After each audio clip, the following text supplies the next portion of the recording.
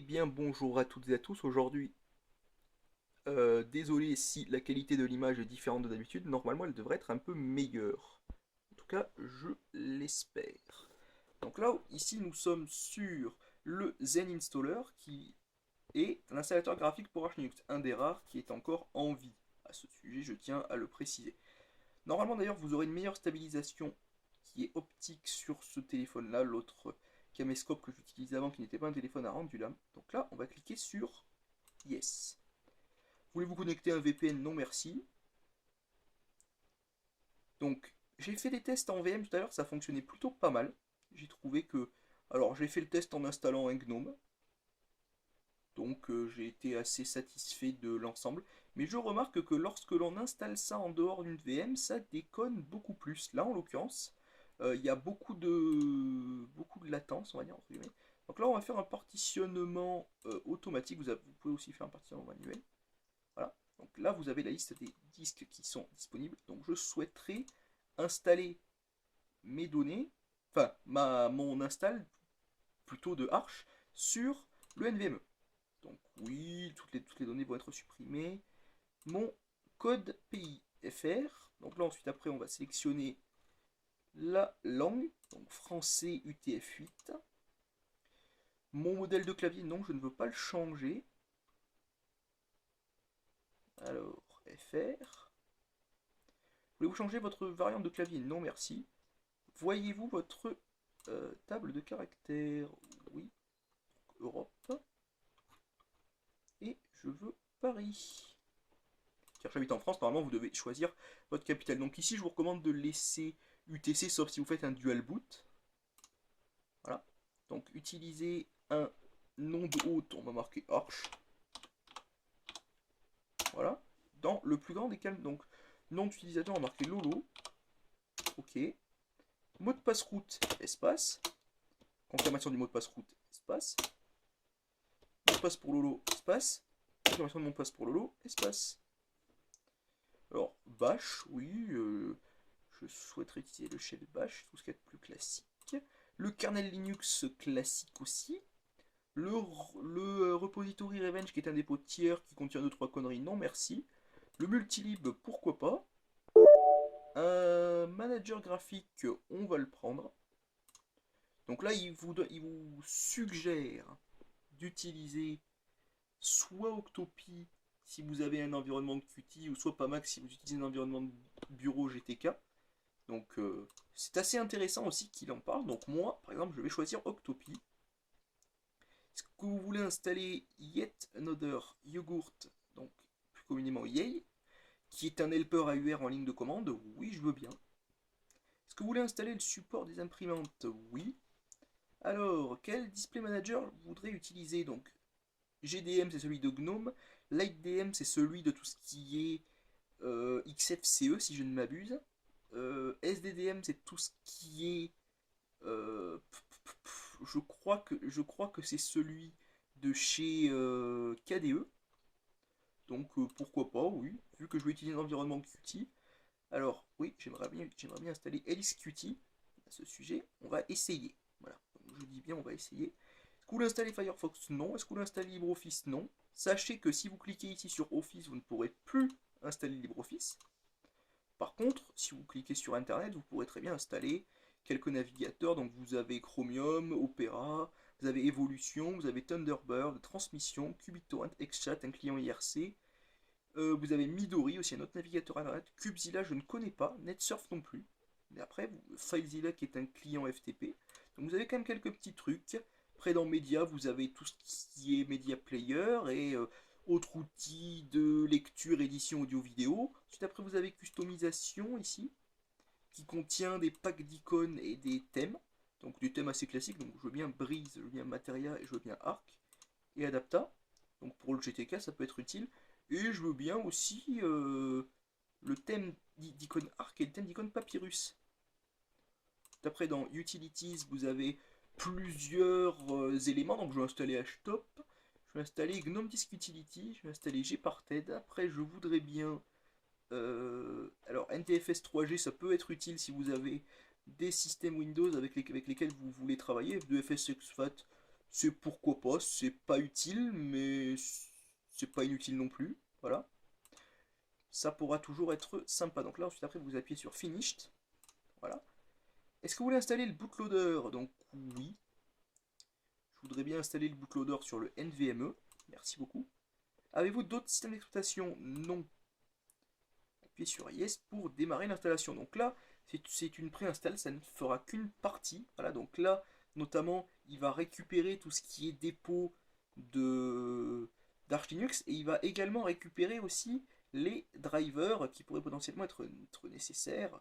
Donc driver sur Linux, ça se traduit principalement par des drivers graphiques et puis par des drivers son. Sinon, après le reste, enfin, c'est pas particulièrement intéressant. Voilà, donc ça installe quand même la base, ça installe quand même l'OS de base. Donc je me dis qu'à partir de ce moment-là, dans tous les cas, l'OS devrait être bootable. Si après on installe un grub et que même si l'installation plante, si la base est installée, on pourra toujours accéder à l'arche. Sauf que non, j'ai essayé de booter en VM et non, ça ne fonctionne pas si on s'arrête avant. Mais par contre, j'ai quand même réussi à avoir une install complète en VM. Donc j'ai quand même eu de la chance à ce niveau-là. Enfin, de la chance, c'est vite dit quand même. Parce que sur cette machine, jusqu'à présent, je n'ai eu aucune chance. J'ai déjà essayé d'installer Arch Linux via le Zen Installer 3 fois. Donc là, il me marque installation terminée. Et là, ensuite, il nous demande que voulez-vous faire maintenant. Donc on va notamment chroot dans le système. Donc là, normalement, il devrait nous afficher une fenêtre. Donc, généralement, j'ai remarqué qu'il y avait beaucoup de temps d'attente entre certaines fenêtres. Donc, je ne sais pas si c'est parce que des commandes sont exécutées. Donc, je ne suis pas un parfait connaisseur non plus de Arch Linux. Loin de là. Je suis loin de, je suis loin de connaître l'intégralité de l'appeloche concernant Arch Linux. Mais bon, là, je vois rien. Donc, je me dis que je suis potentiellement censé être chroot, sauf que non. Ah non, bah non. Puisque là, il me marque Live User OB Revenge. Donc, on est bien sur le Live CD. Enfin, USB plutôt. Voilà, donc invalide output. Ah, donc maintenant, je ne peux plus rien faire. Super. Donc, on peut accéder au... Alors, à quoi pouvons-nous accéder? Donc, il n'y a rien en graphique. Quelque chose dans Internet? OBR. Non, ça ne fonctionne pas. Voilà, donc là, on a ce splendide fond d'écran qui est d'ailleurs relativement sympa. Mais là, du coup, vous vous dites que bah, vous pouvez peut-être faire quelque chose, mais en fait non. Enfin, il n'y a rien qui se passe. Voilà, donc là, ensuite, après, on va appuyer sur Logout. Donc ça fonctionne pas non plus. Enfin, là, en gros, si vous appuyez sur chroot, vous avez plus ou moins briqué le système. Donc là, vous avez rien vu. Je vais appuyer sur le bouton Power. Donc du coup, normalement, le live, enfin, USB va s'éteindre proprement. Là, ensuite, après, je vais démarrer la machine. Voilà, donc là, elle est en train de démarrer. Donc on devrait voir le logo du fabricant de la carte mère qui va s'afficher. Ça ne saurait tarder. Le clavier qui s'allume, la loupiote en dessous de l'écran qui s'allume. Car oui, il y a une loupiote sur un angle en dessous. Et là, voilà, donc il reboot directement vers... donc là, si je veux du coup redémarrer la machine, car là il a booté sur l'USB. Donc je vais retirer la clé USB, car normalement après une installation elle n'est plus nécessaire, nous sommes bien d'accord jusque là. Donc, qu'est-ce que je remarque? Donc là normalement, si ça fait bien ce que je lui ai demandé, voilà, je vais appuyer sur F8. Et là, normalement dans Boot Priority, je devrais avoir mon NVMe qui s'affiche, mais vu qu'il ne détecte rien sur le NVMe, bah forcément il ne s'affichera pas.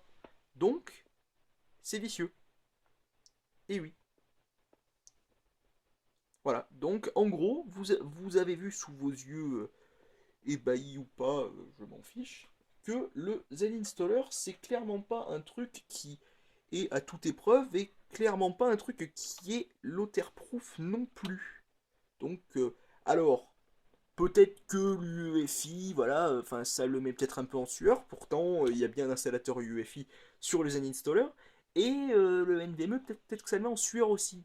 Sauf que normalement, qu'on soit bien d'accord, l'installateur d'Arch Linux de base supporte les NVMe. Enfin, il y a des commandes un peu spécifiques à lancer, mais normalement l'installateur de Arch Linux supporte les NVMe.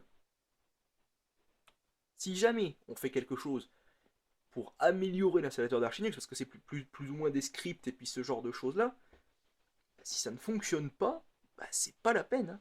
C'est pas la peine de le proposer. Alors, moi je sais que ça fonctionne, donc je peux pas dire non plus que ça fonctionne complètement pas du tout, mais je peux quand même être assez déçu de voir que ça ne fonctionne pas de base sur ma machine. Donc là, on va appuyer sur Yes. On va. Est-ce qu'on va se connecter à un VPN? Non, toujours pas. Donc là, on va essayer de faire ça en deux spies. Je vous reprendrai une fois que j'aurai un peu avancé. Donc du coup, maintenant l'installation est terminée. Donc, sachant qu'il est 18h39, si jamais ça a fonctionné cette fois-ci, ça m'aura quand même pris moins de temps qu'une Arch Linux classique. Donc là, j'ai fait quelques petites modifications. Je ne l'ai pas installé tout à fait de la même manière. Donc j'en profite pour débrancher la clé USB. Du coup, nous allons voir ce qui s'y passe. Si ça boot ou si ça boot pas. Si jamais nous avons des options ou pas dans le menu de boot, si j'appuie sur F8. Et en l'occurrence, je n'en ai aucune. Ce qui signifie que l'installateur est clairement pas compatible avec tout ce qui est UEFI, car là j'ai fait une installation différente, j'ai fait une installation manuelle avec des partoches manuels, donc du coup j'ai bien fait pointer les bonnes et puis tout ça, après l'installateur me propose quelle partition je souhaite utiliser pour quoi, donc du coup là je suis vraiment déçu, du coup je vais essayer une installation sans UEFI, voir ce que ça donne, peut-être que le problème sera résolu, mais en attendant, je trouve ça quand même un peu ballot, donc du coup je vous reprends une fois que j'aurai fait une installation classique. Ok l'élite, donc du coup j'ai désactivé le boot de type UEFI, j'ai activé le CSM du coup afin d'avoir du full legacy, donc là du coup on va démarrer le Zen Installer, donc je trouve que d'ailleurs l'installateur est un petit peu plus joli comme ça, donc on remarque du... Alors, le no mode 7 voilà, n'est pas activé comme on peut le voir ici vu qu'il nous réduit la taille du démarrage en mode verbose tout simplement. D'ailleurs je remarque que c'est à peu près aussi rapide en fait, ça ne prend pas plus ou moins de temps. Voilà, donc on a Xorg qui démarre en haut. Aucune... pas beaucoup de différence, donc du coup on va refaire la même chose. Je ne vais pas vous montrer bien évidemment tout le processus d'installation car ça ne servirait à rien. Donc je vous reprends une fois que j'ai terminé. Donc du coup l'installation est terminée, nous allons voir ce que ça nous propose lors du redémarrage de la machine. Donc du coup bien évidemment je suis en mode classique comme vous pouvez le voir ici, vu que je n'ai pas... Ah, donc ici on a un curseur qui clignote, va-t-il se passer quelque chose? Je ne pense pas, je pense que l'on va rester ici. Donc Zen Installer sur de l'UEFI ou des machines surtout que là, c'est pas une machine particulièrement exotique, vu que j'utilise du Intel Skylake avec 16 Go de DDR4 2666 sur du chipset Z170. Donc c'est quelque chose d'assez commun. Je suppose que je rencontrerai les mêmes problèmes sur du H110, sur du H270, du B250 ou du Z270. Donc à la rigueur, moi, enfin, je remarque que ça ne fonctionne pas dans ce cas-là. Et par contre, sur une autre machine, ça fonctionne. Étonnant. Sachant que Manjaro fonctionne correctement sur cette machine, bon, souvent j'ai quelques petits soucis. J'avais déjà essayé Manjaro par le passé, j'ai eu quelques soucis. Ensuite, après, j'ai eu tout un tas d'autres OS sur cette machine. Donc notamment Fedora, notamment Red Hat, notamment il y a eu du Windows pendant un certain temps, il y a eu un peu de tout. Il y a eu aussi du Endeavour OS que j'avais installé un temps, il y a eu du Tuxenvap, et de tous les OS, je crois que bah là c'est la première fois du coup voilà qu'un installateur ne fonctionne pas sur cette machine-là. Voilà. Sur mon PC portable, je pourrais dire ouais, ça se comprend, mais là, ça ne se comprend absolument pas. Voilà, donc là, du coup, vraiment, rien ne se passe, enfin, je peux rien je pourrais dire. Donc sur ce, je vous dis salut à tous et à la prochaine. Très très déçu de cet installateur, bien évidemment.